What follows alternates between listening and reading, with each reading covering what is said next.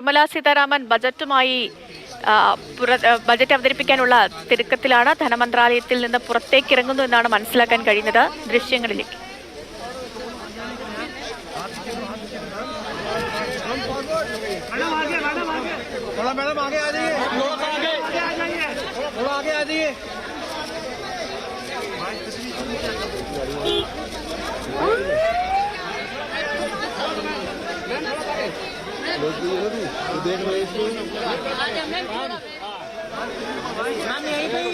അങ്ങനെ ബജറ്റ് അവതരിപ്പിക്കാനായി ധനമന്ത്രാലയത്തിൽ നിന്ന് ധനമന്ത്രി നിർമ്മലാ സീതാരാമൻ പുറത്തേക്ക് ഇറങ്ങുന്നു. അതിന്റെ ദൃശ്യങ്ങളാണ് പ്രേക്ഷകർ കാണുന്നത്. ഇതിനുശേഷം രാഷ്ട്രപതിയെ ധനമന്ത്രി നേരിൽ കാണും. ബജറ്റ് രാഷ്ട്രപതിയെ കാണിക്കും. അതിനുശേഷമാകും ബജറ്റ് അവതരണത്തിലേക്ക് ധനമന്ത്രി കടക്കുക.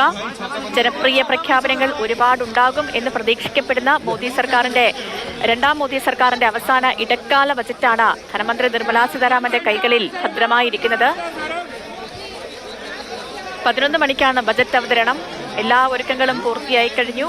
2019 മധ്യവർഗത്തെ ഒപ്പം ചേർത്ത് നിർത്തുന്ന തരത്തിലുള്ള വമ്പൻ പ്രഖ്യാപനങ്ങളായിരുന്നു ധനമന്ത്രാലയത്തിന്റെ ഭാഗത്തു നിന്നുണ്ടായത്. ഇക്കുറിയും അല്ലെങ്കിൽ അതിനെ വെല്ലുന്ന തരത്തിലുള്ള പ്രഖ്യാപനങ്ങളൊക്കെ ഉണ്ടാകും എന്നാണ് മനസ്സിലാക്കാൻ കഴിയുന്നത്. സ്ത്രീകളെയും മധ്യവർഗത്തെയും ഒക്കെ ലക്ഷ്യമിട്ടുള്ള വലിയ വലിയ പ്രഖ്യാപനങ്ങളൊക്കെ രാജ്യം പ്രതീക്ഷിക്കുന്നു. നികുതി സ്ലാബുകളിൽ വലിയ മാറ്റമൊക്കെ പ്രതീക്ഷിക്കുന്നു.